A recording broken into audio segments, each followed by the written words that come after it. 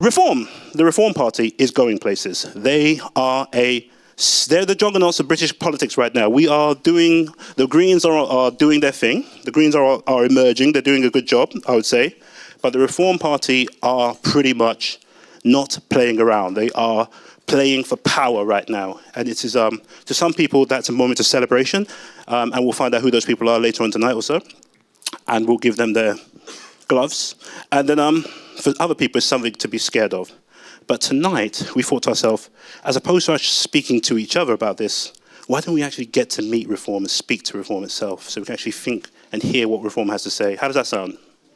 Does it sound like a good idea?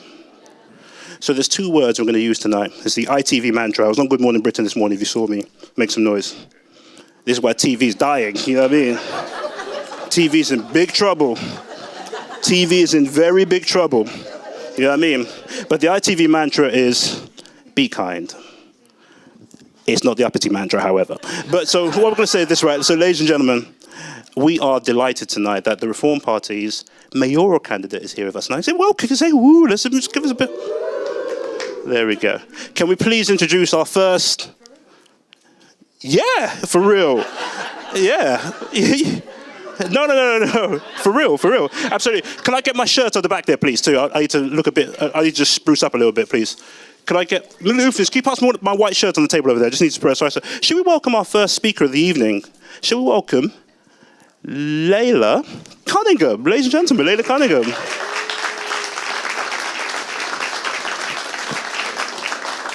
Hello, Laila.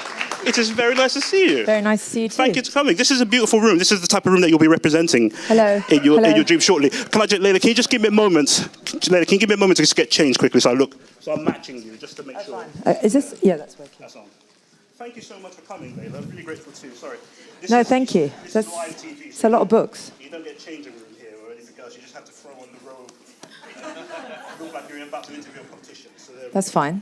You have to come dressed. No. This was me a few shirt sizes ago, so there we go. I've lost a bit of weight since then, so but there we go. Let's get the show. Thank you very much. You look good too. Thank you. Let's get the show on the road. Laila Cunningham, thank you so much for coming along tonight. Welcome to Uppity. This is your first time here, isn't it? Yes, definitely. We would remember you. Mark my words. We certainly would. I'm sure. I'm sure I'd remember it as well. You would do indeed. You are an impressive cookie. You are an impressive person, I must say. Yes, you are, absolutely. So one thing that actually came out of the woodwork, we'll swear you in a couple of seconds, was that, so just to let you know who Laila is, ladies and gentlemen. Laila Cunningham is a mother of, tell me if I'm wrong on any of these things. Go on. She's a mother of 17. 17? 7, I'm joking. I'm joking. She's a mother, I just wanted to exaggerate it slightly. She's a mother of 7. She's a barrister, former of the Crown Prosecution Service. Prosecutor, yeah. You're a former prosecutor. Yeah. She put a lot of brothers away. So she put a lot of brothers doing real time behind Laila. I'm joking, Laila. I'll be kind. As someone from the Middle East, I think more people from the Middle East away in really? London than brothers. Yeah, for sure. You're of Egyptian descent. 100% DNA. But respect to that. Give them a round of applause. We've got an Egyptian system doing things in right-wing politics. This is what I'm talking about. Well done. Big up to you. So your parents. So that means you spent a lot of time on Edgware Road when you were young, so you were... I tried to avoid Edgware Road. Why? Because have you been? I have, yeah. I love Edgware Road. Who the hell wants to hang out on Edgware Road? I do. Really? Yeah, I mean people like you and Nadeem Zahawi. It's a bunch of men. I don't love Edgware Road, no. Why not? Tell me more about Edgware Road. What's so bad about Edgware Road? I don't smoke shisha. It's not a great shop offering. Edgware Road? Yeah. Interesting. Okay. I mean, they do a great. Everyone's allowed their own opinion. They do a great falafel. They do a great falafel wrap over there. I'm not picking Edgware Road. So, just so I'm clear, because some people are saying to me, you're a Muslim sister too. I am. Yeah. You are a welcome sister. Thank you so much. And then also too, you sound Green Party-ish. On paper, a mother of 7, a Muslim sister. But hang on, they don't believe in children. It's not good for the environment, right? Is that true? I think so. Okay, there's a couple of Greens here. There's a couple of Green mothers here also. But we'll come back to. Okay, we'll come back to. Let's. But welcome first of all. I drive a car. You drive? What car do you drive? I don't know if the Greens are allowed cars. You can tell someone's rich when they don't remember what car they drive. I drive a gas-guzzling car. So do I. Yes. But right, let's swear you in, Laila. Let's get you going. So what book do you wish to swear in? It's Ayn Rand, and it's called The Fountainheads. Sounds good. Can you hold it up over there, please? Ayn Rand, The Fountainhead. Can you tell us a bit about the book before we go any further?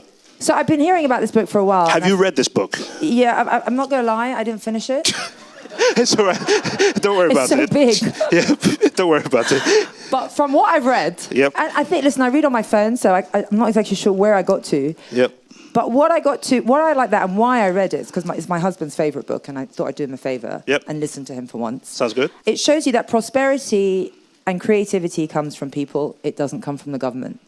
And when you have bureaucracy and when you have the government clamping down with regulation and rules, it stifles people. It stifles prosperity. It stifles people's creativity. And what you get with excessive regulation, some people say it protects, but you get monopolies at the top because the small businesses, the small people who are hustling, they can't afford the regulatory expenses, the time, the constraints, and you do get monopolies at the top. Yep. The big businesses can absorb all that cost, and they're the ones that survive, but the small businesses die. I speak to so many small businesses who are more focused on compliance than they are on growth. And this there's a lot of small businesses on Edgware Road, you would have thought. So, yeah, I mean, but anyway, I won't keep... dodgy businesses on Edgware Road. I live off Queensway, there's a lot of dodgy businesses there. Fair enough. Maybe because I live off Queensway, I don't need to go to Edgware Road. Fair enough. It's a similar vibe. Let's swear you in. So I'm going to ask you who you're swearing in with, and I'm not sure I want to swear on it. Oh, yeah, that was the question. So you can swear whatever you want to swear in. Laila Cunningham, welcome to Uppity. Do you swear to tell the truth, the whole truth, the black truth, and nothing but the truth? So help you. Name of author, insert here, please. That's a big swear. Yeah, it is. It's a massive swear. Please go ahead. I'm not sure what the black truth is, but sure. It's the Nasserist truth, the Pan-Africanist truth. Fine. I say. That's a socialist truth. But your parents were Egyptian. Your parents were Egyptian. They fled the Nasser regime, or they came to study here, and they came in the 60s. Back. Okay. Do you know why they came here? So my mum, actually, they didn't know where to move to, and then my mum, believe it or not, she said she had a dream and she saw this very particular sign of a fish and chip shop, and she came to London and she saw the same sign. She said, we're going to move here. Interesting. I know. There you go. My mum's very spiritual. She's very, she believes in evil eye and trinkets. And fascinating. Laila, we're going to give you 3 minutes to make the case for reform here. So you could just let us know, in a speech, as you please, because just to make the case, introduce us to reform, what reform is, but however you wish to take it in direction. Why I'm in reform, I'll say, shall I? That would be amazing to us. We'll give you 3 minutes to do it. Why I'm not a Green member? Yep, as you please. And then we'll leave it here to speak to us for 3 minutes, then we'll come back and then we'll start up the evening properly. Yeah. Okay, welcome. Thank you. Well, my name's Laila Cunningham. I was born and raised in Kilburn, around Kensal Rise. Before it became, actually Kilburn's still not great, Kensal Rise, before it gentrified. I grew up really at around the age of 11, 12, I was this tall, and I found basketball, and it became an obsession of mine. Sleep with my balls, sleep with my trainers, wall to wall, posters of Michael Jordan, used to stay up all night. I'm 48, for any of you that remember when the Jordans were kings. The Chicago Bulls, and I played in the London Youth Games. I played all across London, from Newham to Brixton to Crystal Palace. In fact, anyone from Brixton who ever played basketball, there was the legendary coach there. And when I grew up, I used to leave the house at about 9 a.m. with my ball, come back at about 6 p.m., collect call, mum pick me up. My parents didn't worry about me the way I worry about my children now. And my son's been a victim of knife crime. A guy went up to him under our house and said, give me your phone, showed him a knife, and forced him to walk about 15 minutes with him until the phone cleared. He thought, Mum, he was going to put me in a car and kill me.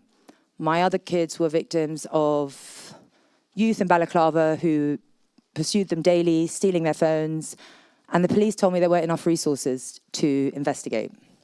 So what I did, any mums in here, or any dads, or any sisters, whatever, nobody messes with my kids. So I had a baby at the time, I put them in a baby carrier, and I followed them. Now, they wear balaclavas, but they like their shoes. So I actually identified them from their shoes. I followed them, I went to all the shops, and I told the shops, if you sell these stolen phones, you're an accomplice. And I did the dirty work for the police, because they couldn't, to protect my children. But I risked my life. My husband was worried. The press called me vigilante mum, which is kind of cool, but I shouldn't have to risk my life to protect my children. And that's really why I got into politics. I used to be a criminal prosecutor in Surrey, and then I was a criminal prosecutor in London. And the crimes in Surrey are very different. I'm not going to say why, because I don't want to insult anyone from Surrey. And I found that when it comes to the criminal justice system, when it comes to sentencing, it's very much about the offender. It's very much the offender has mental health issues, the offender had this issue, the offender had this issue, and it's how to help the offender. Now, I'm not against rehabilitation as such, but a courtroom should be a place where criminality is condemned, not excused. Because they might have had a troubled life, they might have had mental health issues, but it doesn't erase the harm that that victim went through. And you saw it recently, the three girls that were, the girls that were raped at knife point, filmed by youth, and they got nothing. And that teaches the youth that you can rape and there are no consequences. And it doesn't protect them from a life of crime, it emboldens them. It's up to society, it's up to the court, it's up to the judicial system to tell youth, you commit a crime, there are serious consequences. You will go to prison, and they will learn. Hopefully, some will. But when you teach them there are no consequences, even rape doesn't cross the custodial threshold, they're going to be like, hang on, I got away with it. And I sat in court many times with youth who had knives, who didn't, and they'd leave with nothing, and they'd go, yes, as they walked out of the court. And the victim will be crushed. And so as a prosecutor, I saw that, and I said, I couldn't, it's very difficult to take when you see that, because you become, I left a city job where I worked for a law firm in the city where I was getting paid a lot. But, you know, I grew up in a rough part of town. Crime was kind of rampant. The only thing that kind of kept me and my friends out of crime and smoking and drugs was basketball. You know, if any of us smoked on court, the coach would be like, stop smoking, you're puffing, you'd let the whole team down. And from having 6 teenagers, believe it or not, they don't have that here. Those facilities are no longer around in London. Some places and not others. I remember, you know, the whole area used to come and watch. It was a big Sunday match. I don't know if any of you guys played in the London Youth Games, different sports, but it was a thing. And there has been a correlation between the lack of youth activity and youth crime. Devil makes work for idle hands. But it really is, for me, London is a city that I love a lot. Am I done? I'm getting into it now. Well, look, keep going in that situation. No, I'm just saying, the reason why I'm running for London, and the reason why I'm not running for the Conservatives, because they shut a lot of the magistrates across the country. In fact, in 2008, the criminal justice system had the largest amount of cuts, and it's not the politicians who suffer. It's the average person on the high street. And listen, the magistrates is where everything starts. And so they shut down a lot of magistrates, they shut down a lot of police stations, and they cut down police numbers. And criminal justice was just, no one spoke about it, nobody cared. And Labour was the same. And I was kind of sick and tired of it. And I wanted to join a party that was radical enough to say the truth. You know, I stand before you here as a Muslim of Egyptian descent, and I can tell you that the most amount of people that I prosecuted in Westminster were people from Egypt or the Middle East. That's not racist, it's the truth, and it's data-driven. And I was sick and tired of not saying the truth about what's happening and allowing people to get away with it for fear of causing offense or for fear of political correctness. And I felt that Reform was the only party that would allow me to fix things. You can't fix things if you don't face reality. And this is why I stand before you, not as a politician, I'm not an MP, I never was, you know, I'll be running against them, as a Londoner. All the failures that they brought, I've experienced as well. And when I was growing up, one thing that always struck me is, and some of you might not like the police, but some of you might, is I could at least rely on the police. I could call them, they would come. I remember my mum used to work, and they would come to my house if I called them. There was a police station I could go give a wallet in. The state, I felt, protected you more. And some of you might disagree, some of you agree. I guess it's an experience thing, but we have had a reduction in the criminal justice system across the country and in London. And that's why I'm running, because I feel like there's no point in having civil liberties if you don't have the freedom to feel safe. Thank you. Thank you. Sorry, my back is... Laila, thank you so much for that. Thank you. That was light on reform, but very heavy on you personally. But I thought it was actually a very good speech. I'm not here to judge that. But Sorry, I didn't prepare it. No, it's totally fine. That's totally fine. That's totally fine. But it does say something. It does say something to us that, again, one of the issues here is that reform. That you went to a party that you felt was radical enough for you to express yourself. Honest enough. Honest enough. It's honesty. So just something clear, your prosecutorial experience of prosecuting people of your origin, you're from West London, aren't you? So, yeah, Queensway. Northwest. No, I grew up in Northwest. Oh, Northwest, okay. You're from Northwest London. So that inspired you to pretty much go into politics, and because what I just want to understand is... It was the lack of... I didn't feel the state had my back. I felt like the system would crush you if you're doing everything right. Yep. But if you weren't, it would let you get away with it. So it's interesting. So I saw politicians getting away with so much, and then when it came to me, I know you didn't pay a parking ticket, you didn't pay council tax. I got you. It crushes you. I got you on that. No, I agree with that about the parking tickets in particular. So, sod those people. There we go. I know Nigerians are heavily employed in I'll just play it. I'm just playing. But no. But let's talk it through. Let's talk Turkey here. Do you take my book, by the way? If you want to give it to me, I'll take it. I mean, if it's a gift, yeah, sure. Underneath there's a book called The Fraud. We're great if we can get you to pose with it afterwards. It's by Paul Holden, who's over there. He'll be talking to us in a couple of seconds. Right. And then, but yeah, we hope you'll stay to listen to Paul. Paul, Paul is the Starmer Slayer. So he pretty much, he's getting Starmer up out of here. But yeah, you can see. Anyway, let's talk about you now. So I know a lot of people who know you. So I spend my fair share of time with ethnic minority Tories, and the ones that are sane, the ones that I say that no, they speak very highly of you, I must say. Do they? Yeah, some of them do, yeah, absolutely. So, for example, one of them this morning, who I was on TV with this morning, actually said that he remembers when you're going for a seat, and he felt that you should have got it, but he felt that Sunak screwed you over a little bit. And his perspective is that is what pushed you into the arms of reform, as opposed to pretty much almost anything else. No, because I joined Reform when I knew I'd lose my council seat. Okay. Because Reform is not strong in Westminster. And, no, you know what? I'm not in it. I'm not in politics to just spew out things I don't believe in. You know what I mean? I don't believe that we should spend half our money on taxation and not get anything in return. Can we put that to test? Sure, go on. Is Reform a racist party? No. Why not? Why is it? Why is it? Hang on. I don't have to justify why it's not racist. You have to justify to me why you think it's racist. Can I get my Nigeria jersey around the back over there, please? There's a Nigeria jersey over there, so I want to say this. So yeah, so I just so I can bring that up. So can you just hold this up, please? Just please. I know it's hard for a sister from St. Kitts to hold this up, but that's a Nigeria. That's at St. Kitts and Nevis. That's a Nigeria kit or so. So my parents are Nigerian origin, and of course I'm British Nigerian as a result of it. That's a bootleg Nigerian top, by the way. Yeah, so I bought it while I was in Lagos just now. You don't do so well in the African Cup, do you? Excuse me?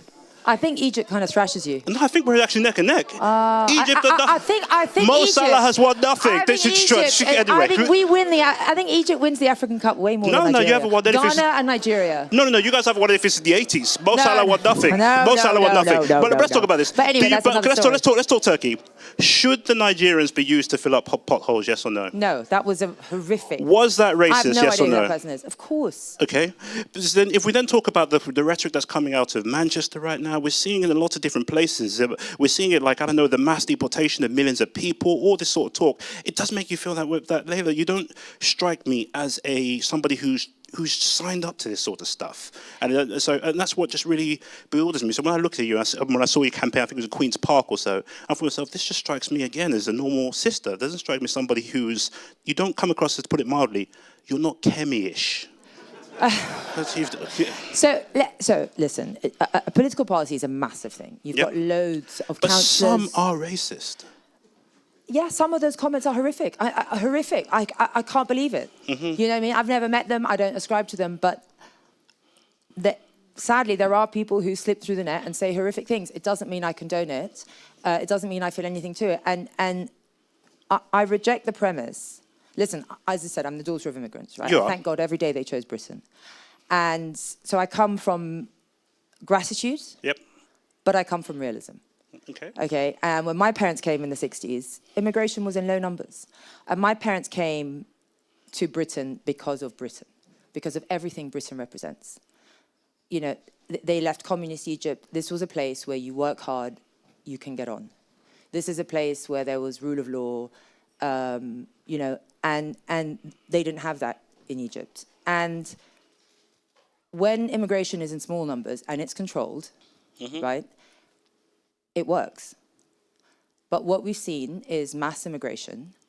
And I reject the premise that you are either for open borders and mass immigration or you're anti-immigrant. So how many? So, There's not, the 2 million. The idea of deporting 2 million people, is that something that sits well with you? Well, if they came here illegally, I do 2 million people. That. Listen, if someone comes on our shores illegally, it's what any normal country does.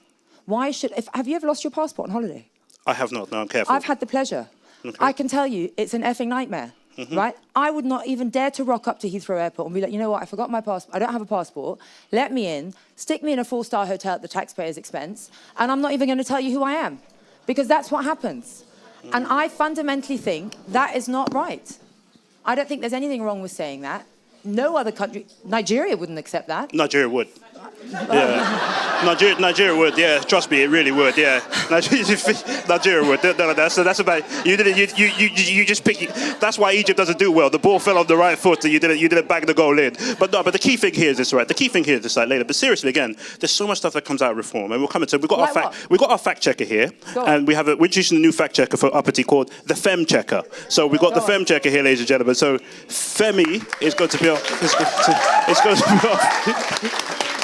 Femi, this is not me. You're going to stand in here all evening long or so. You're not going to barrage Laila. You're going to be very. We're going to be very. No, give it to me. No, don't give it to her, Femi, because you'll be talking for the next 2 hours. But please, let's hear it from your perspective about reform and racism, and then we'll come back to it. Sorry, just so we know, this is a room of dialogue. If you have something to say, we have 3 magic words, which are. Points of blackness. Just get it over and done with. So yeah, you've got anything to say. Femi, please, let's hear what you're going to say. Okay, real quick. Racist, yes or no? Because I'm going to go through just the history of the Reform Party. No, you're not. You're going to go for a very, very quick thing right there. Yes, thank you. Okay, so the Reform Party was created by Catherine Blake Clock, who said that black people were inherently violent because of excess testosterone. Racist or not? Racist, cool. She's no longer part of the party. I've never met her. Nigel Farage really blew onto our TV screens with his Breaking Point poster, which showed pictures of Middle Eastern people coming through Europe, saying Breaking Point. The UK at that time was not part of the EU's asylum policy, which means there was no way for those people to enter the UK based on our EU membership. So he was showing Middle Eastern people, Middle Eastern faces, to scare people about European migration, which is objectively using brown skin to scare people about white migration. Is that racist or not? No, because immigration, if people are arriving on boats, I don't care what colour of their skin, even if they are white, right? If we have thousands of men, and it's about over 95% men, arriving on our shores illegally, that is Breaking Point. So this was a time where the boats weren't coming. They were coming mainly via lorries. This was at a time before Brexit. They were coming by law. By lorries. I mean, same. But my point is, it's the same end result. My point is, the people in that photograph had no ability to enter the UK based on our EU membership because the UK wasn't under the EU's common asylum policy, which means that using those people were irrelevant to the Brexit discussion. Yet he chose brown faces to scare people about European migration. And because you're picking on a very nuanced argument that you make from what you saw, right? I don't think that's racist because people fundamentally object to people arriving by boats illegally in our country. I don't care if they're white, by the way. I don't care if they're Chinese. If they arrive illegally in this country, they have no place in our country and they definitely shouldn't be housed at the taxpayers' Point of blackness. Just one moment, I'll come to you. A large number of white Australian, New Zealanders actually come stay in this country significantly over time or so, overstay this country, and they don't face the sort of hostility towards brown people that Femi is describing. I know you don't say that you don't care. I know you say you don't care they're white. But do you think that your party might? No, because, okay, let's break it down. Please. Right? There are communities of my background who do not assimilate and integrate into our country. Egyptians? Egyptians, Muslims, Middle Easterns. Yes, they don't. And listen, you can agree with it or not, but that is the truth. So I've gone up and down the country, and I've gone to towns and villages where British people no longer feel that's their home. They feel... What do you mean by British people? British people who are born and raised from wherever they're from. They don't... When you have a mass influx of people who don't speak English, right, and don't want to assimilate, don't want to integrate, it changes the fabric of the Point, because this is important. Let's let Femi make a point, Blackness, please. I come from Birmingham, part of Birmingham, which is often referred to as... Please let everybody hear. Which has been referred to as no-go zone on the grounds of too many Muslims, people from Middle Eastern background, that sort of thing. Generation Rent did a survey where they found that if you have a black-sounding name, you are 37% less likely to receive a positive response when you're applying for accommodation from a potential landlord, which means it is not necessarily a choice to not assimilate, not to mix with other people. They literally can't do it because it's significantly harder, especially given the housing crisis. So pointing the finger at the people that don't have the choice, don't have the control of the housing market, when it is a decision being made by largely white landowners, I feel that that's unfair. How do you know they're white landowners? Because how do you know? Do you have data on that? That's your assumption. That's your assumption. Sorry, Femi. Can I make a You know what the problem is? You know what the problem is? Please tell me. Is that the left have divided this country along ethnic and religious lines. Okay. You have. Okay. You have. You have. Okay. You have. You know what? You know what? You go to the Muslim community and you say this country is Islamophobic. Okay. This country's oppressed you, as opposed to telling them this country has given you incredible opportunity. You have circumvented. That's what creates unity. You have circumvented the point of it is not the choice of those people living in those areas to live in those richer areas. They don't have that power. They don't have the money because we live in a society where Oxford research showed, because they sent out 3,200 job applications to various sectors of the UK economy. Yeah, you can throw all the research at me that you want. They found that if you... Let's hear this. They found that if you have in South Asian name, you have to send 70% more applications to get a call back for a job. If you West African, it's 80%. Middle Eastern, it's 90%. So the ability to get a job, therefore get money, therefore get this sort of ability to live in those richer areas has to pass through a filter of racism in the UK. So not only is it harder to get the money to live in those richer areas, but also the landlords make it harder for you to do that. So we can part the discussion about whether or not it's white landlords or not. We can part that for a second. But you admit that they're not necessarily white landlords. I don't have the data on that, but I would argue that most land in the UK is not owned by black or brown people. As for the issue of are they choosing not to mix, which is your core issue, they don't have the power to mix to those other areas. They don't have the power to learn English? You're talking about assimilation. Huh? You're talking about assimilation. Yes, and assimilation means learning the language. What we're talking about assimilation is not having sheikhs in madrasas saying death to the West and we have to Islamify the country. That is not assimilation. I've heard them with my very own eyes. I'm sorry, that is not assimilation. Laila, in terms of living amongst white people, living amongst different cultures, that not living there, you do admit that it's not in their power. Femi? What is your point? Your suggestion is that those communities aren't mixing, that they're all living together. That is not my point at all. Okay. My point is that I've been to Muslim communities where they particularly do not want to assimilate and integrate. They don't want to. They have. I don't believe the burqa should be so prevalent as it is, and it is in certain parts of Femi, 1 second, sorry. And by the way, any Muslims here Blackness. know that the burqa is not religious at all. Nothing. It is tradition. It's got nothing to do with being Muslim. Yeah. So, but hold on. Femi will come to. Actually, let's get a Muslim voice to get to hear. So, Brother Kunja, let's hear from you. So, shall we pass in Christian ones? We'll come to you in a second. Just to say, the point about whether a woman chooses to wear an item called a burqa doesn't necessarily have to be religious. It's just whatever she wants to wear, she can wear. But if you have a problem with it, why do you want to legislate or put policy in that will dictate what a woman wears or doesn't wear? But I wanted to first say that you and I share a lot in common. We're both 48. We both grew up in northwest London. I was in Willesden Green. We both have an inordinate number of children, and both both our sets of children have suffered from knife crime and muggings on the streets. I chose to become a lawyer as well, but I chose a defence. And which means that he gets brothers out of jail. Yeah, the people she was complaining about probably were my clients. But where those experiences happened to me, I chose to look at the top where the problem starts, which is where we have rapists and criminals who are protected by our government, the Epstein class, who set the example for everyone Epstein else. was not in this country, mate.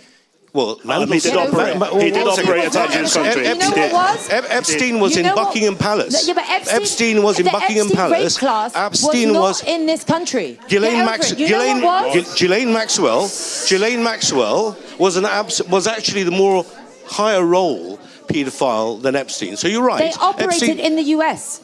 Yeah, I think did operate Prince here. Andrew There was and the flights came through here. So if you're going to defend... are you going to say the same for the Pakistani rape gangs? What I'm going to say... Hang on. Because you know very well that Pakistani men picked white girls, called them trash, and gang raped them. In mass. They shipped men over from Pakistan to gang rape white girls purely because they were white. And what do you say about that? And who protected... One second, if you're going to talk over... You know who protected them? Well, you're asking me a question. You've spoken for a while, sir. Go ahead. You know who protected them? Yeah.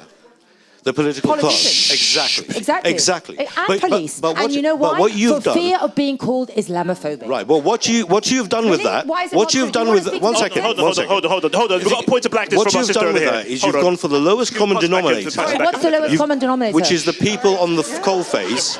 Sorry, what is the lowest common denominator? I've gone for the culprits. I've gone for the rapists. No, you're not going for... You're not. You're going... Sorry, one second. Hold on, Pooji. Sorry, one second, sis. Point of blackness. Sorry, point of blackness. Boom. From the whitest person in the room. Ginger. It's because the police were complicit in those gangs and protected them. Police officers were involved. It had nothing to do with wanting to be called racist. Since when do the police care about being called racist? Since when do social workers care about being called racist? You know, live in the real world. It's a class issue. It's a class issue. You know what happened? It's a class issue. Okay, so how do you explain that a social worker would give a 13-year-old child to a Pakistani Muslim man coming to pick her up? How do you explain that? How do you explain the CPS not prosecuting? Not everything's to do with class. Some people are horrible monsters and do not belong in our country. That's it. Because of class, because social workers do that thing where they say, because of children being working class or black or brown, that they're actually adults. And they'd say they're not real adults. That's adultification. It's a reckless concept. So hang on, okay, fine. So are you excusing it? Are you excusing it? What is your point? It's all bad. Young girls were raped by Pakistani men. What is your point? Most of the young girls in this country were raped by white people. Yes, they were white. They were not all white. Most of them were white. Class. Listen, I've worked with them. Most of them are white. Okay. So have you heard the test? Have you read the court testimonies? I've read the court testimonies. One second. And read the court testimonies. Whoa. Just called me uppity. How dare you discredit the girls' account? How dare you? Okay. Weaponized. So sorry. Please. So sorry. I want justice for those girls. You just want some platform to say it's all social injustice. Layla, hold on. Sorry, sister. Sorry, sister, can I have a moment? Please? It is 34 degrees outside. And in this air-conditioned room, it manages to be much hotter. So let's try and, Layla, yeah, sure. You're up for a fight, aren't you? No, listen. I'm getting that impression that you like a fight. I'm not going to be told that those girls, I've spoken to so many of them, the trauma they've been through, I've read the court accounts, I'm not going to be told by some person that everything they say is wrong and it's because of some class system. Those girls were sold out. But no, that's not right. Fem check, we'll do a quick fem check for Femi, a minute, please, then we have to go to everybody else, please. Sorry, sister, please, we'll come to you in a second. We'll come back to you in a second. Sorry, Layla, please. Fem check, please, quick. As with reform, you are very, very good at pointing out the problem. The fact that those girls were raped is horrendous, and everything should be done to make sure that sort of thing never happens again. However, given that the core problem there was that the police did not believe the victims and did not take their cases seriously, the problem with reform is they will point to the problem, but their solutions always make things worse. For example, in terms of the Reform Party, one of their MPs, James McMurdoch, former MP now, kicked his girlfriend 4 times as she lay on the ground and was convicted for her assault. Are you familiar with him, with James McMurdoch? The reaction of the Reform Party at the top of the party, Sir Richard Tice, the deputy leader of the Reform Party, he explicitly said he did not believe the victim. Quote, "I'm on his side." As for Nigel Farage, said. That's a lie. That's a lie. I can play you. Show me where he said that. Well, if you're watching this at home, okay. I'm going to insert it here. So that MP that you spoke, he was 17 when he did that. Yeah. Right? He's 40-something now. Let me ask you, Femi. No. Let me finish point. Hang on. Let me ask you, Femi. Should we condemn youth for life for something that they spent time in prison for and have apologized and led a good life. Allow me to finish Do you the point. want to condemn youth for life and never give them a chance? That's you. My point is not about... No? What is it then? My point is not about condemning James McMurdoch. My point is about the reaction of the politicians at the top of the Reform Party. I haven't heard him say that. Specifically saying he did not believe the victim. And as for Nigel Farage, he said a spent conviction is irrelevant. And it's not just about their reaction to him. It's about, do they have actually... So should you live by a spent conviction for the rest of your life? Confirm me one second, confirm me, Laila.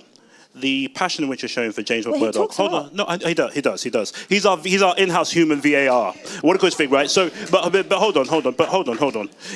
The passion and compassion you're showing to James. Or the compassion, or the forgiveness you're showing to James. Should we condemn someone who committed something at the age of 17 That's not the question I'm asking. for the rest of their lives? Would you make that same argument for what you described as somebody of the Pakistani Muslim rape gang? No, because gang raping young girls is a fundamentally different crime to me. Yeah. So, okay, put it to you like this. If it wasn't part of a gang and it was just one person who did it or so, and it was a Pakistani man or something like that. But the key point you're making is a Pakistani man I've got nothing against Pakistanis, but some of my best friends are Pakistanis.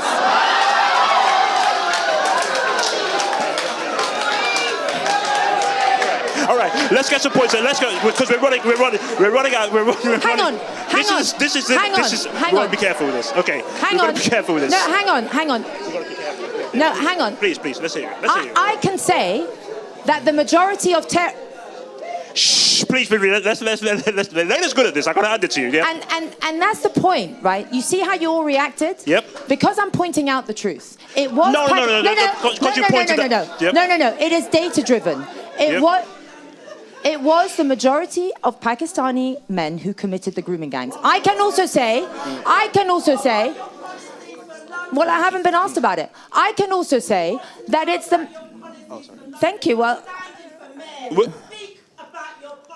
I haven't been asked about it, love. We'll come to we'll come. We're going to extend the time a little bit. Hang on one sec. Can I just make my point? Of course, go ahead. So everyone now thinks that I'm anti-Pakistani because I pointed it out. No. I don't, Hang on. As a Muslim from the Middle East, I can also point out that the majority of Islamists and terrorists are from my country and from my religion. That's not racist. I'm not anti-Egyptian. I'm not anti-Muslim. I'm pointing out the facts. Can I ask you to point something out? And I'm not scared of pointing it out. Can I ask you something then?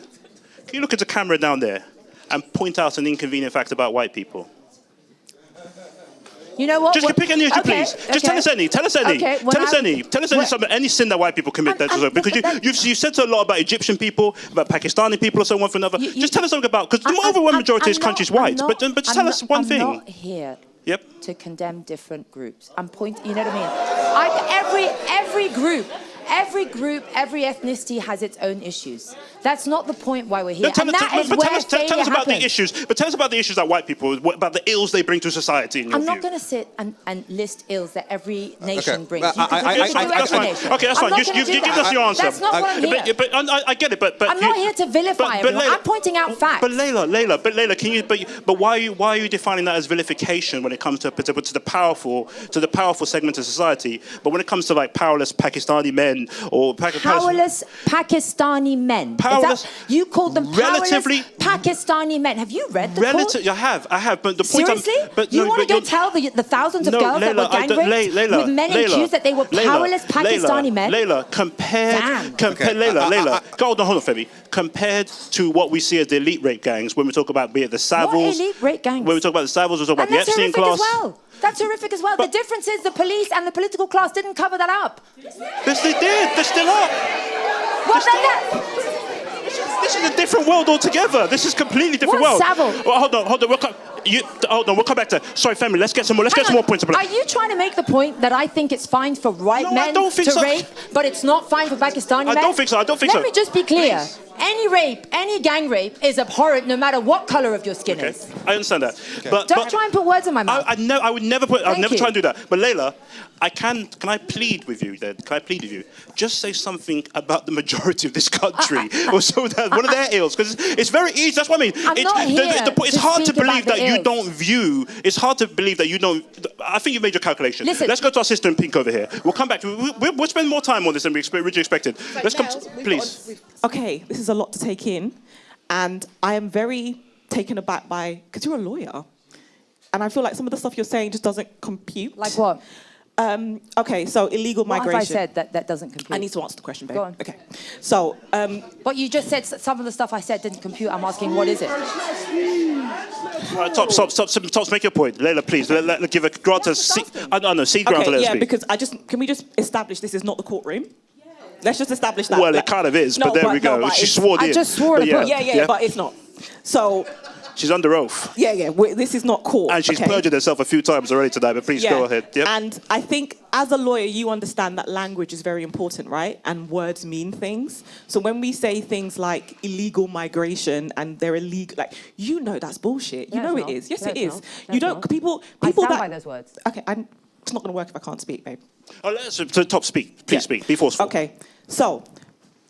I'm going to forget what I was going to say before. What I want to understand from you very, very clearly, right, is what you want to do for London, right? Because the whole reason why you're here is to try and win over Londoners, right? I am born and raised in London, so you want to be mayor of London, and you represent Reform, which is, in my view, a racist party, all right? So you've already lost me there. However, your role here today is to say to us, this is what I would like to do for London, and I'd like you to clearly explain why we should vote for you.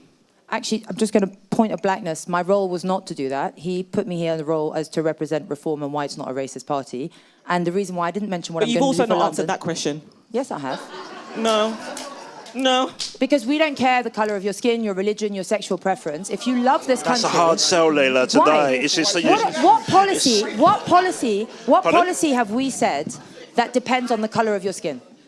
Name me one thing, a policy that we have that depends on the colour of your skin. You see, it's not just policy per se. It's the things that you say What? and the things that you What? don't say. Like if you look what? at Femi, please go ahead. Fem check. No, hang on. Sorry, Nels. I'm going to have to interrupt here. I'm sorry.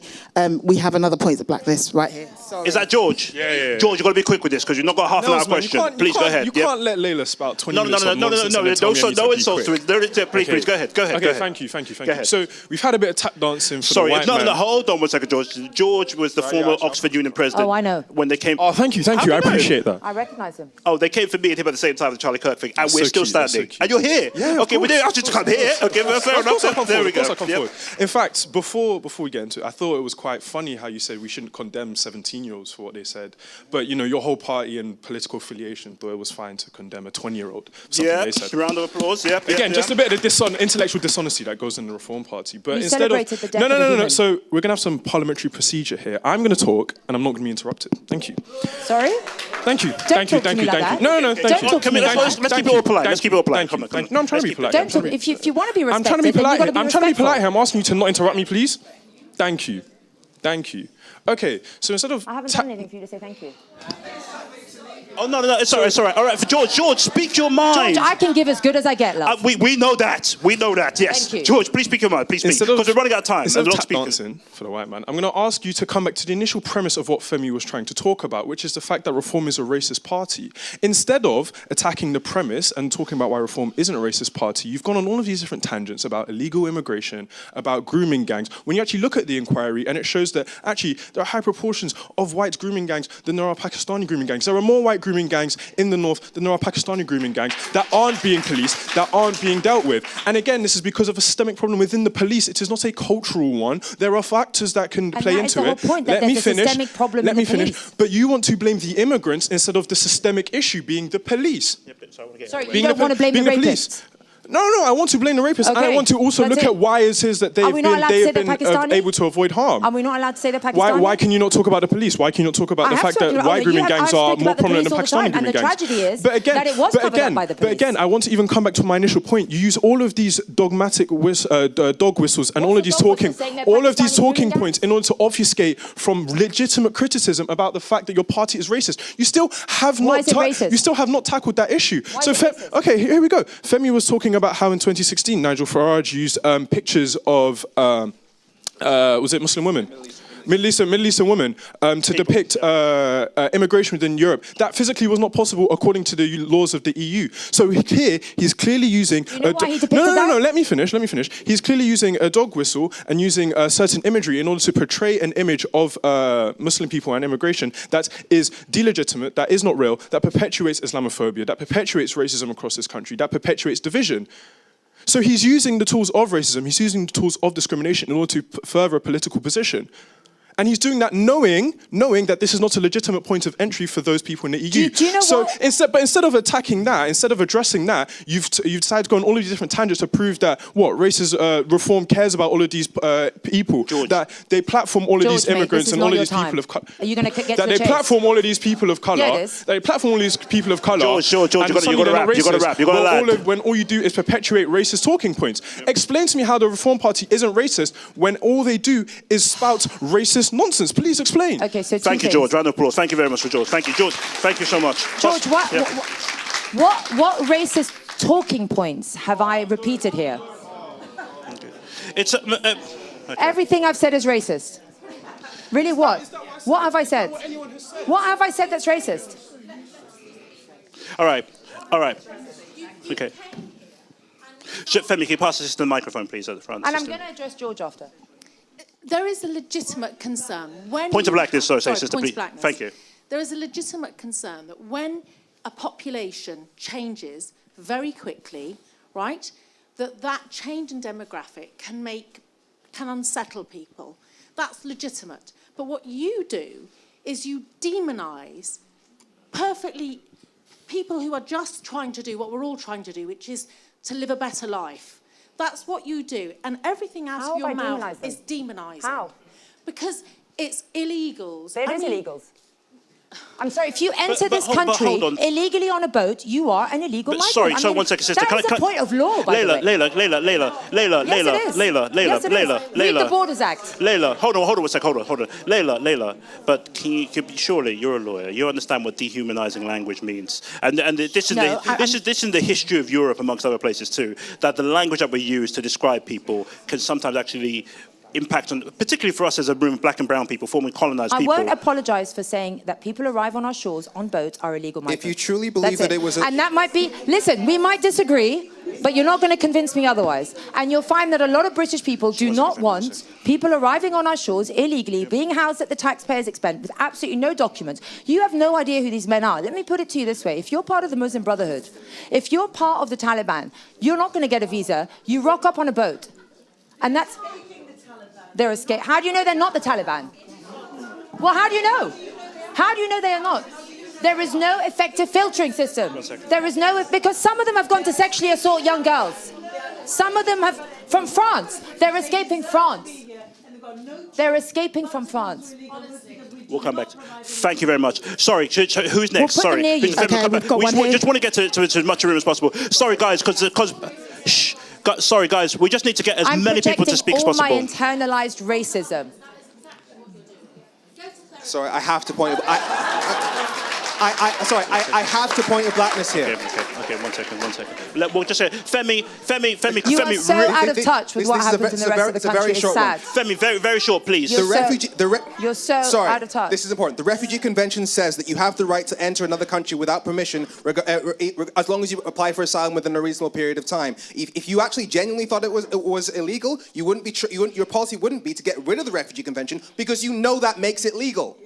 Have you read the Borders Act, Femi?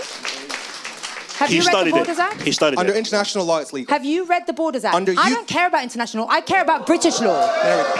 British law is what I care about. And this is where the concept of illegality comes into it, because you're willing to defy international law in the name of UK law. Of course, if international law, you're acting illegally. So Femi, let me ask. No. If international law no longer benefits the British people. You vote for Parliament. Parliament is sovereign. Parliament writes law. Parliament wrote the Borders Act. The Borders Act says it is illegal to enter our country without documentation by boat. You are right that the Refugee Convention says that you cannot punish anyone for the manner in which they arrived. That was written in 1954. It is no longer fit for purpose. Do you know why? Let me ask you a question, Femi. Go for it. Is there ever too many? Do we allow them all in? What is the limit for you? That is the perfect question to ask. What is the limit for you? Because in 2016, Nigel Farage said there was nothing we can do to stop unlimited numbers of people from EU countries settling in this country. Forget Nigel Farage. What is the limit for you? Allow me to finish my point, please. Let me know your limit. Allow me to finish my point. There's nothing we can do to unlimited numbers of people from EU countries settling in this country and enjoying the same rights and privileges as all the rest of us. So his entire pitch for Brexit was the left is forcing uncontrolled migration on the UK. In 2017, just a year later, I read about Article 7 of the EU Citizens' Rights Directive, which says... That means to get very technical, which says, in order to come to this country, you need to either have a job or have enough money that you're not a burden on the welfare state. And then he said, in theory, Femi, you're right. In theory, under European treaties, there are restrictions that can be placed. Which means he admitted that his basic premise for Brexit was a lie. I then pointed out to him that if the EU has restrictions on immigration and we leave the EU, it's likely that post-Brexit immigration would be even less controlled, and that's exactly what happened. So you cannot stand there and claim to be on the side of controlling immigration when your main policy, your founding policy, led to more uncontrolled immigration. So, Femi, let me tell you something. People voted for Brexit in this country. Based on your lies. Right? So you're assuming that the voters are stupid. You're the only one that's clever enough. You, in your supreme knowledge, is the only one. Hang on, you had your time, Femi. You are the only clever one. And that is the problem with the left. You have such disrespect for the voters. No, Femi, hold on. Femi, Laila, one second. Femi, I'm sorry. Femi, you're going to take a seat for a moment. Femi, take a seat for a moment. Okay. Laila, finish what you got to say to Femi. You could hound him as he sits down, and then we're going to come to other people. You have such lack of respect for the voters. No, I didn't mean the hound literally. No, hang on, I'm responding to it. You think the voters are so stupid that they were conned, don't you? Hang on, you think they were conned. You think however many people voted for Brexit, you are the only clever one, and they got it wrong. I've got to say this. You have disdain for voters. I find it incredible. You have disdain for the British public. Sorry, I have to finish this. I find it incredible that I just proved that your leader lied to the voters, and now you're calling them stupid for believing what your party said. You are calling them stupid. What? I believe the voters got it right. I didn't call them stupid. You brought all right. Okay, time out, Femi. Hold on, Femi, let other people speak. Okay. Let other people speak. Let other people speak, please. I mean, you should have told me it was a full-on onslaught. No, I didn't know it was going to be a full-on onslaught. No, Femi was here to fact check. Please, sister, please, sister, please keep it brief, please. Thank you. I'm going to say something that will probably throw a lot of people in this room off, but I actually support reform, and I'm happy to say that. I'm not a sheep. I have my own opinion. The reason I like reform at this time is because they have their policy on drivers. So I want to divert away from on this what? Sorry, on what specifically? On drivers. What do you mean by that? Elaborate. They from what I know, like all these low traffic neighborhoods and 20-mile-per-hour roads. If you drive, you know it's a problem. Buses know it's a problem. Taxi drivers know it's a problem. You can see from roads being dug up every Sorry, minute. sister, so I'm clear. My point is... No, sorry, sister, I don't question... Shh. Let's all respect each other. Let's all respect one another. We come together in the spirit of love and peace and anti-racism, don't we, Laila? Anyway, so what there's not much love and peace in this room. There is actually, but hold on. Sis, other than there is for you, trust me, from the bottom of my heart. Any love here for me? I don't think so. Yeah, exactly. This sister loves you. But sis, hold on. Other than driving, I hate low traffic neighborhoods with everything too, but other than that, why else do you support reform? I feel that Reform is the only party speaking for working people, taxpayers. There was a policy that was quite a while ago. If you earn... Did you pay this young lady? No. Oh, sorry, go ahead. I'm joking. If you earn up to £20,000, you get to keep it. I think that's brilliant for young people to get in the job market. Yeah. Right now, youth are... I think it's the highest unemployed for 11 years. This is true. Let's not lie, like there's youths killing each other for fun. We've seen it yesterday in Hackney, there was a stabbing and shooting. I think that needs to be addressed, and people are not, they're being very, they're dancing around it, they're not getting to the core problem of what's happening with the youth today. And I think Reform are the only party that will actually tackle that. I don't care what people think. That's my opinion. I'm happy to say that. I want to take all away from immigration and whatever, and just ask Laila, what is it for London when it comes to drivers, and what would you do? So drivers is one thing, but when I was interviewed recently by a journalist, she asked me, did you suffer racism when you were young because you were Muslim or because you're Egyptian? Now, when I was young, there was not modern technology. My hair was very curly. I had a very Arabic name. And I sat and I thought about it, and I said, you know what? Nobody cared that I was Muslim when I was growing up. Nobody asked. Nobody cared. You were cool. You weren't. And I'm probably older than most people in this room. Nobody cared. And it was difficult after 9/11. I agree. Yeah, probably was. Yeah, absolutely. It being a Muslim was difficult. And in a way, it's understandable. But nobody cared. And you might think I'm anti-immigrant because I'm pointing out certain problems with certain people that come here. But I'm not. I want to go back to a London where nobody cares what religion you are. Nobody cares what colour of skin you are. You're cool, you're cool. Sorry, Laila, which year are you speaking of specifically? If you give us a... Hold on. Sorry? No, I have... So basically, hold on. The question I'm asking you, because, and our sister here is asking a very good question. Point brackets. Our sister's asking you, is it because you're a light-skinned Egyptian sister that you might think that you... Listen, I have very curly hair. You accept that you pass for white, effectively? Only once did I suffer racism because I was thinking, and that was when I finished law school, and I had to get a recommendation from my teacher to go to bar, and my name was Laila El-Maliki, and he looked at me and he said, "We just don't have people like you in the bar." Damn. And when you went back as Cunningham, it was like, yeah, man, welcome in. And I remember sitting on a pavement and crying, and I never considered myself to be anything different, because I don't know anything else. I'm as British as they come. Mm-hmm. That was the only time, but I didn't see it as a way to hate the country. I didn't see it as a way to see the systems against me. Hang on. Please, go ahead. I saw it as a way to fight against it, right? And that's why I'm here. But Laila, can I ask you a question? Hang on. When my mother moved here, my sister... It was my sister's much older than me. She's 20 years older than me, and she went to the sixth form parent-teacher meeting, and the teacher, and this is how old my sister's 65. She was 19, however long that was, and she said, "What does she want to do when she grows up?" And my mum said she wants to be a doctor, and the teacher said, "People like you aren't doctors. They work in shops. They work in that." My sister became a consultant in the NHS. She wrote the guidelines for newborn children and fever. What I'm saying is, of course, racism exists. Of course, prejudices exist, but we shouldn't use it as a way to keep us down. Laila, can I just say, it should be the fire under your wings to be better. Laila, can I point something out to you? Hold on. Just one second. Can I say this? Laila, can I say this to you? Laila, you picked the worst room possible to say that in, because this is in the room of ABC1 black people who are all professionals.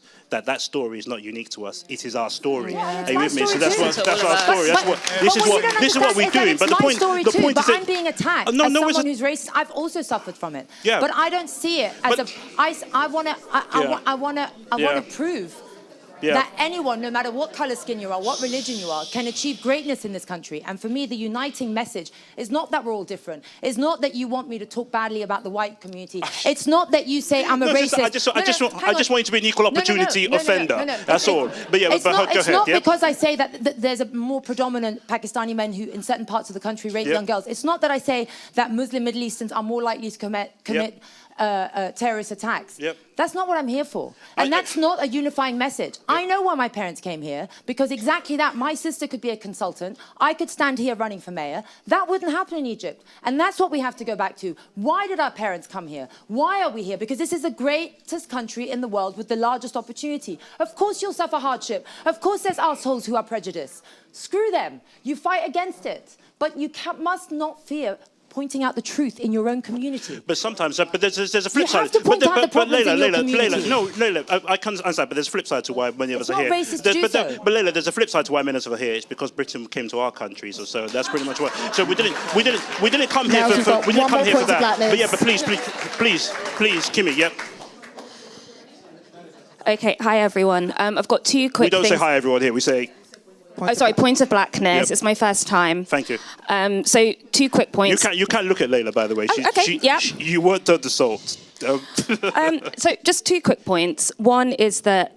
where am I? Oh, I'm looking at the camera. No, you can look at Laila, but just turn your body. Okay. Do you have water, please? Yes. So research by NatSen found that 44% of people surveyed, and then it's been supported with further research that's happened more recently, 40% of people surveyed believe that some races and ethnic groups are naturally born hardworking than others. About 22% believe that some races and ethnic groups are born naturally more intelligent. So racist beliefs are very pervasive in this country, whether people want to acknowledge that within themselves or within others or not, and we know that that has outcomes for people. As Tommy was saying earlier, the famous CV study done by at Oxford University which has been done over the years and found consistent findings that if you have a racialized sounding name, if people think that you're from a Nigerian background, if they think that you have an Arabic sounding name, a Muslim sounding name, that you are less likely to get responses when you send out your CV, even when they've controlled for every other for everything else on the CV. So it's like a very, very effective comparative study. But I actually just have a general question to the room is, I'm not quite sure what the purpose of this is. I'm not quite sure what productively has come out of this. And I think that the biggest winner of this is the social media manager who's going to post these videos. And I think it's actually going to do really well for you. And I think we should all need to reflect on actually like how useful this was as an exercise. Thank you. Right. Thank you, Laila. Femi, you've had a lot to say. Let's see if there's anybody else who have anything else to say also. Or if we feel this is a useless exercise, we can wrap it up right here, right now, and rob the social media manager of his phone. Sorry, let's go. Sister in pink. He's not a social media manager. Yes, he is. He's not actually. He's a good guy. Yeah, he's welcome to. Please, go ahead. Yeah, please. Point of Blackness. I watched an interview the other day of some young boys who were taking part in the far-right marches. And they said that the reason why they were there was because they were scared that their mothers and their sisters couldn't walk the streets safely. And when they were asked about it, they said, actually, the problem is men. And they said, well, which men? They said, all men, but we can't really do anything about the white ones, so we go after the black and brown ones. And I wondered, because they were impressionable young men, and I wondered what Reform's policy was on misogyny and trying to get rid of it. Rape is not misogyny. Rape is the most horrific. I mean, sexual assault is a horrific crime. Misogyny is like belittling it. We don't believe in misogyny. I mean, I'm a woman. I'm running for London. I don't understand the question. But hold on. The point is that we were not on that. That's not. But the question, no. But the question our sister's asking is, misogyny is a problem in our country. As a matter of fact, what is Reform's process of policy to get rid of it? I mean, I just think we need to go back to meritocracy. You know, I just think women are fantastic. We don't not have misogyny in the party. We don't believe in it. Meritocracy will beat misogyny. Yeah, because to show that women are just as successful and can achieve just as much as men. So meritocracy. I don't want to get a job just because I'm a woman. I want to get a job because I'm the best person for the job. And I'm sure most women feel the same way. But our sister was speaking specifically about young people going to a march in order to actually make sure their sisters and mums were protected away from rapists, and they pointed out that men were the rapists, not Pakistani. Is that misogyny? Pakistani I don't think Muslim. that defines misogyny. I think that defines that men rape women, which is kind of the truth. And the other point, but that's the key point. So let me tell you a stat. You talk about London. There is a rape reported in London every 6 minutes. There's a rape reported in London. Do you know how many end up in a charge? Only 0.5%. 6%. 6%. 94% of victims do not get a look in because they are not believed. Right, so hang on. But the question is, what's Reform going to do about that? Well, there's a zero-tolerance approach to sexual What does that mean? You touch a woman, you will get the full force of the law. There'll be no suspended sentences. There'll be no, you have ADHD, we're going to let you off. Because currently that's what happens. I had to prosecute someone who walked behind a woman. Yeah. No, go ahead. No, he was jerking off behind her on Hammersmith Bridge. Yep. And his publicly paid barrister came and told me that you're all paying for. He has a penis condition. That means his penis has to be out at all times. This is what's happening in court, and that was entertained. A woman contacted me. She's the producer of a famous singer, and my niece is an obstetrician. And she went to her because she was raped. And the police said, we will not investigate and we will not prosecute because you were smiling on the CCTV before you went up. This is the reality facing women every day in our city. And I wrote to the police. And I don't know if there are lawyers in here, but sorry? That's worse than misogyny. Oh my God. That point is of rape. Blackness. Point of Blackness. No, point of Blackness. George. Let's hear, please. Let's hear from you. I wrote to the police, and I don't know if you know, but there are no witnesses usually to rape if it's in a private place, and it really hinges on the credibility of the defendant or the credibility of the witness. And the police sent her a message and said, we cannot be sure, sent me an email saying we cannot be sure that a jury will convict because she was smiling on the CCTV. Yep. You have the Met right now that is acting as judge and jury for women when it comes to rape crime. When the Sadiq Khan talks about violent crime, rape is not included in violent crime. Women have been a foregone conclusion when it comes to the criminal justice system. Point of Blackness. That's got to change. Point of Blackness. No, George, I'm not going to come to you because you're going to take. I'm not going to come to you because you're going to take too long. I'm not. No, Nels, we're not going to come to you right now because I want to wrap up the conversation. I'm not going to come to you too. I want to come to somebody who had the opportunity to speak yet. Let's come to Jamie over here, please. Sorry, George. I just want to make sure that we get a good wide array, and then the brother at the back over there. So happy to have so many fans here. Yep. Sorry, what was that? Who was he pointing to? We will get to. Yeah, yes. I'd like to. Oh, you're welcome to. But we'll come to. I haven't been asked. You have been asked. Then it went on to other things that I'm, a horrible person. I'm trying. But apparently, if I point out things, you think that I shouldn't point out things because it's upsetting. No, it's not that, Laila. It's not that. I'm not pointing at any untruths out. No, Laila. Nothing I said is untrue. As I started this evening, as I started in my warm-up this evening, we don't mind untrue. We don't mind things that are true. You've got to say what is true. But the problem is Let me ask your audience, did I say anything that's untrue? Yeah, you kind of did. Good. What? Okay. What? Oh, Halima's here. Yep. Sorry. Let's pass the microphone. Sorry, let's pass the microphone around. Sorry. Please, we'll come to you afterwards. Point of Blackness. One of the things that was mentioned to you was that the majority of grooming gangs in the north were white people. And they are white grooming gangs. But you refuse to acknowledge that throughout the night, just saying, it's Pakistani men, it's Pakistani men, it's Pakistani men. That is a lie, because you are being untrue. No. It is not just white men are the rapists, and so are Pakistani men, and so are all of the men. But you are not mentioning all the other people that are racist. You know why? Because it was a massive cover-up. It was a cover-up. By the police, by the councillors, it is also a cover-up for white people. And I just go back to her point. You are not tackling the problem for women. I don't feel safe by you. You are dangerous because you are not considering all of the people that are a danger to us. You are just pointing out a very small subsection of people that are dangerous to us. I'm not safe by you because you are not going to care about all the people that can potentially harm me. Thank you. Point of Blackness. Shall we come? We'll come to you. Where's the point of Blackness? Jamie. Yeah, Jamie. Let's go to you, Jamie. Right. Point of Blackness. In all honesty, you've got to do better than this. You want to be the mayor of London, you're going to have to win at least a few more of us over. And you're just not doing it. I just don't... Did I ever stand a chance? Yeah. Well, I don't think so. I don't think so. Could you just give us, succinctly, 3 key policies, not problems. We all know, we can all point out what's wrong, but you're supposed to deliver solutions. 3 key policies that will benefit Londoners, like us, okay? Fine. Just let us know if you have them. Just in my defence, by the way. That fall within the remit of the Mayor of London. So let's not talk about immigration or the same old GB News-tied arguments. I wasn't, hang on. I was asked things that I had to defend. No, Femi didn't ask me what I was going to do for London. He didn't ask me once. Okay. All right, Laila, point back is. Laila, hold on. I don't like to be put... Shh. Laila, can we have silence in the room? You can disagree, but you have to be fair. Can we have pitch black silence in the room? But you have to be fair. Can we have pitch black silence in the room? Laila, hold on. Laila, 3 policies. The floor is yours, uninterrupted, now. Okay, so we have 35,000 officers in London. I don't think we see them enough.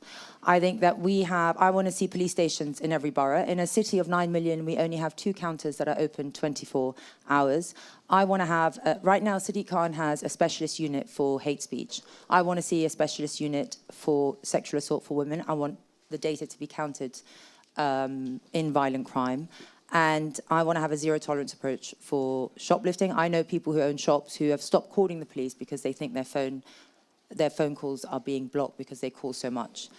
We have something within our gift called a criminal behaviour order, and a criminal behaviour order can prevent consistent offenders from attacking the same high street. I know on my high street, they steal, a bunch of stuff, antisocial behaviour. The next morning, they're back on the same high street. we can ban them, and there is the political will to do that. They do that for football matches. In football matches, if you get arrested for a minor crime, you get something called a football banning order, and you're banned for 3 years. Why don't they do that for the high street where we all live? I want to have a police station in every borough, but also I want to have 2 police officers. My kids, and I know a lot, suffer a lot of crime at the tube station.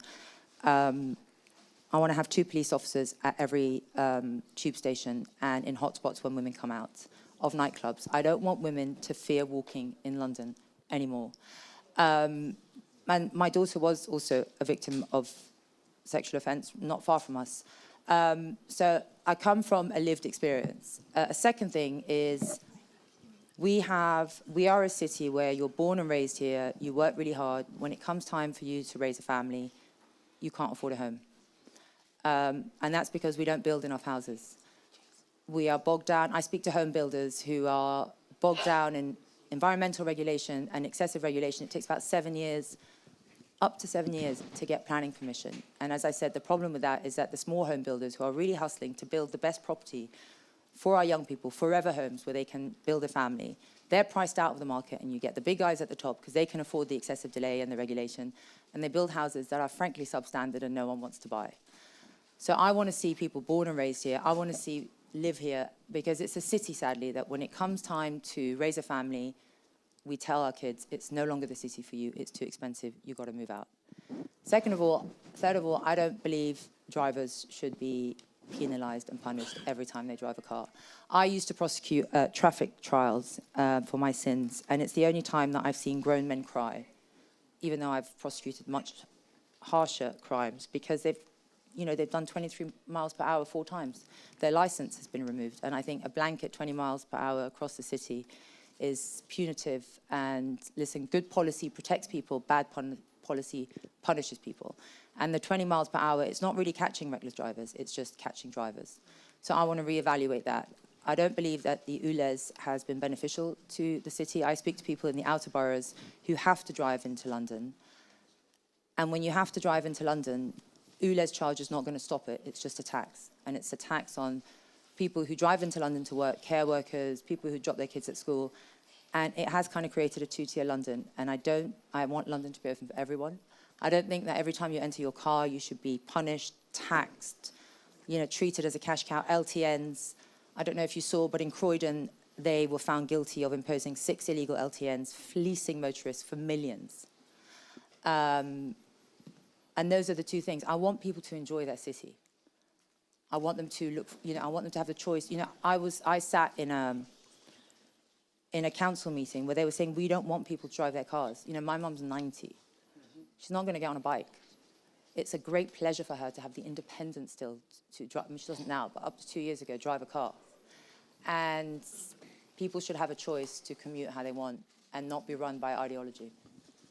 Those are my 3 main things. Laila, hold on a second. Shh. I think it's fair to say that's not a bad pitch. Are you with me? That's not a bad pitch at all. This is a black and brown room. Can I hold on 1 second? Can I give you a gift? Get rid of the racism. Honestly, if you guys, it's the same thing with the Conservative Party, right? Because the same thing, and I say this to you as somebody, because I said to you when you came inside, you're very impressive and you're very personable. And actually, truth be told, this sort of room, you're not dumb. You probably knew the sort of reception you're going to get in this room. So I know your social media guys are going to. He's not my. No, Harry's actually my guy. Harry's my guy. Harry's my guy. Harry dealt with this. I did love to Harry. Love to Harry. Yeah, Harry is lovely, and I've spoken. Sorry, Harry. Sorry to refer to you as the social media guy. I forgot it was you behind this. The light there. But I must say this, right? That the key thing here now is that when it boils down to it tonight, when you just get down to the bread and the meat and greens of politics or so, most people would actually agree with you guys. But what becomes scary, both to a lesser degree in yourself, but certainly to a higher degree in someone like a Badnoch, for example, who probably wouldn't even show up in this room, probably vomit on it from the helicopter. I don't think anyone from my party would, or from the Conservatives. No, some would. No, Gawain will show up here. Trust me, Gawain's my guy. He's been my friend for about 15, 16 years. Let me just tell you something. But the key thing... Because you said it's racist, get rid of the racism. Yes. Right? And I have to really point this out. Yeah. As I said, I'm the daughter of immigrants. That doesn't mean anything. No, hang on. Kemi Badenoch is the daughter of immigrants. Hang on. I don't Kemi compare Badenoch's an anchor baby. I don't compare. Yep. Didn't she suddenly say she doesn't recognise herself as Nigerian? Yeah, she anymore? did. She did. Like Yeah. Yeah. No, because can I just say one thing to you? Normally, when people such as yourself or right-wing parties, when they actually want to say something racist, you normally preclude it with the terms "as a daughter of boom." Here's why kaboom should happen to kaboom, who looks like me. Are you with me? And that's our concern with it. Racism. Please. Racism is prioritizing a certain skin color, a certain religion, a certain ethnicity. We don't say that at all. We don't. Show me where one person. What we want is a love of the country.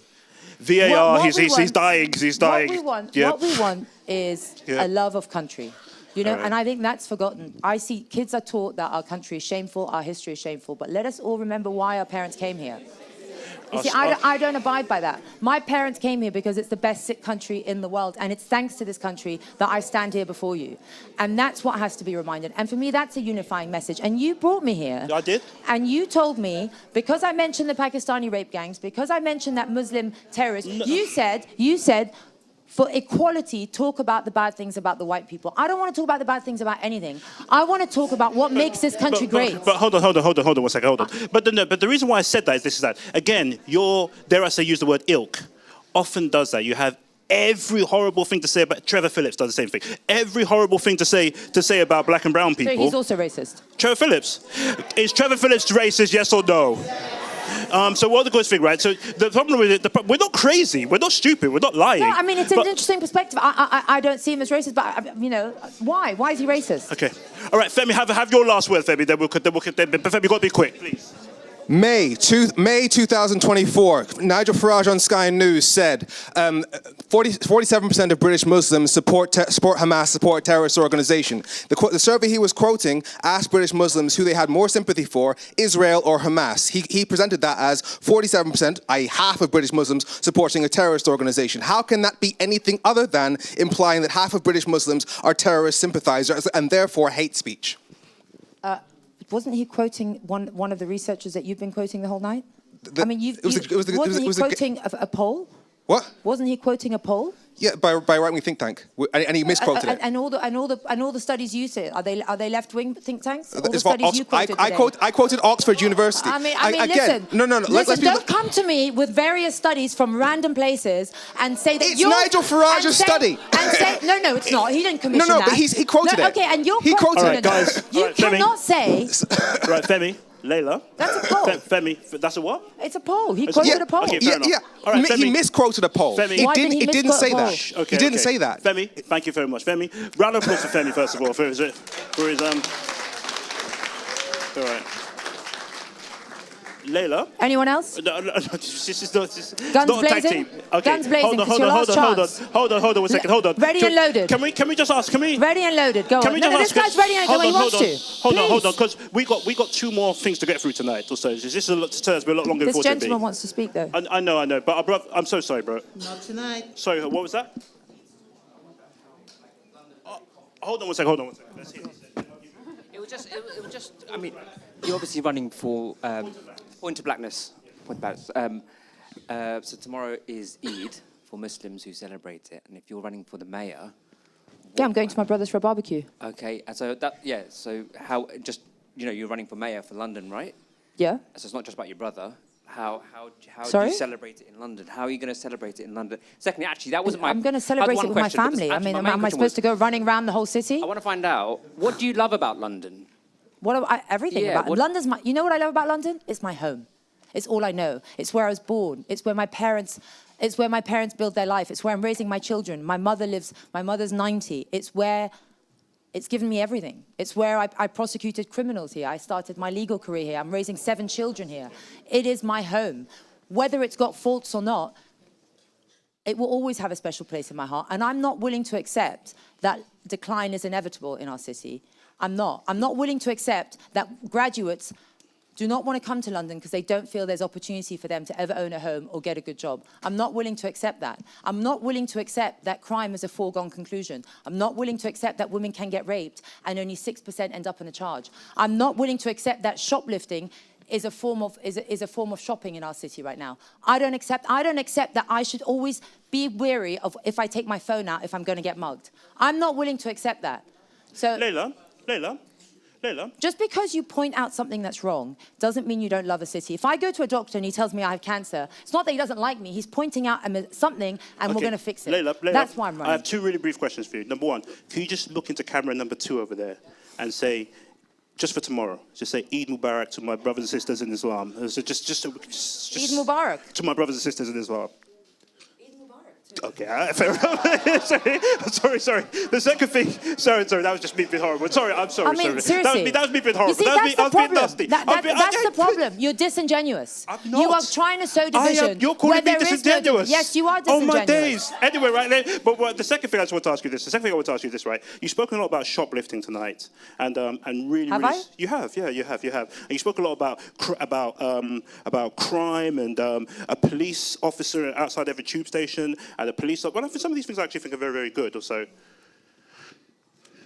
should it be a crime for somebody to receive £5 million to conduct some sort of underhanded campaign or some sort of bung on the back or the other end of it?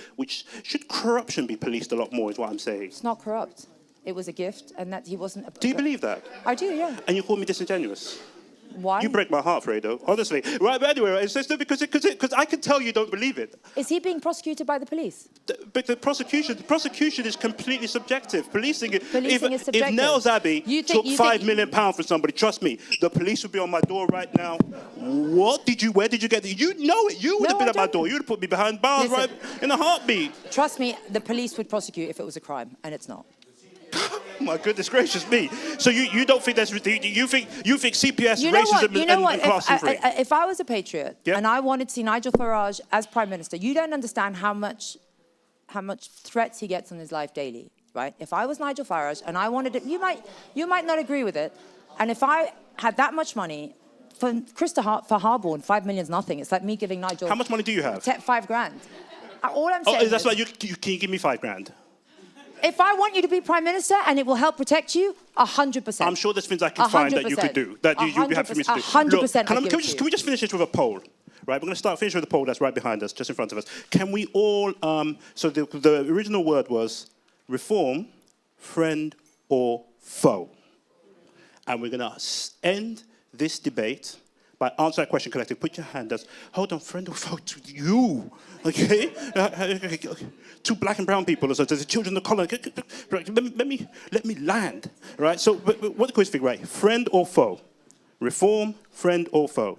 If you think reform is a friend unto black and brown people, in light of everything our lovely dear sister in Islam, in Pan-Africanism, in Londonism, our lovely dear sister has taught us tonight, if you think that reform is a friend unto black and brown people, please rise to your feet. A friend. Okay? Sorry, someone sat to running to sit down. Thank you. Please stay standing so we can actually know who to deport when the time is right. Right. If you think that reform is an foe, an enemy, an op onto black and brown people, please raise to your feet. Rise to your feet, yeah? There we go. Akunji, you're sat down. Joseph Harker, the Guardian's diversity guy, is sat down over there. Sangeeta Mas. Oh my days! Laila. He's a friend of reform. Oh my days, Joseph. You can't trust the liberals.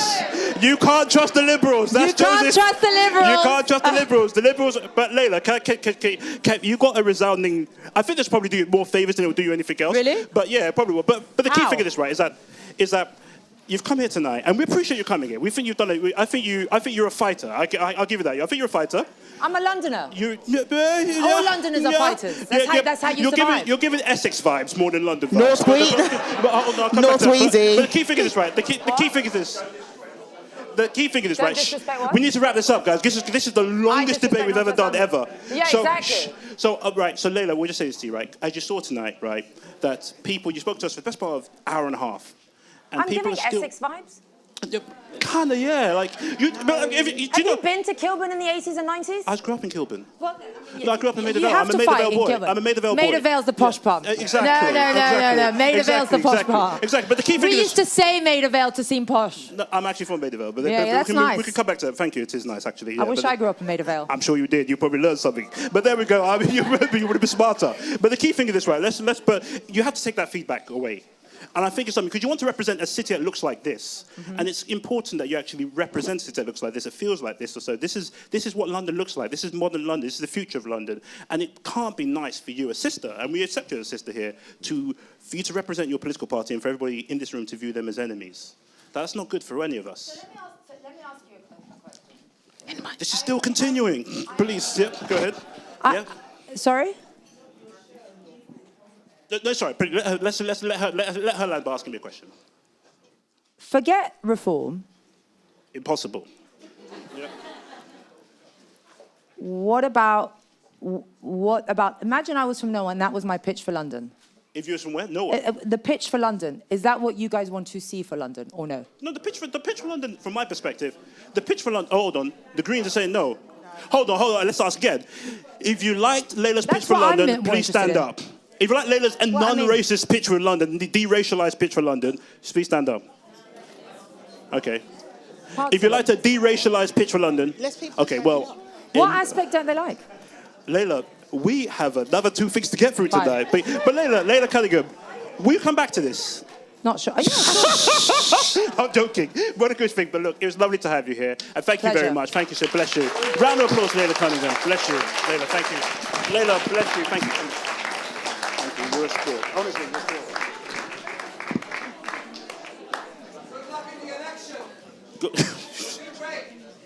Right. All right. Shh. Guys, this Harry, Laila, Leon. Laila's driver is a white man called Leon, by the way.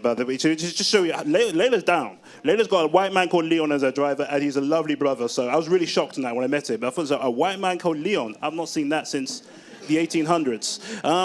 Right, ladies and gentlemen. Leon, Laila, Harry, bless you all. Harry, I'll give you a shout. Laila, thanks so much. Guys.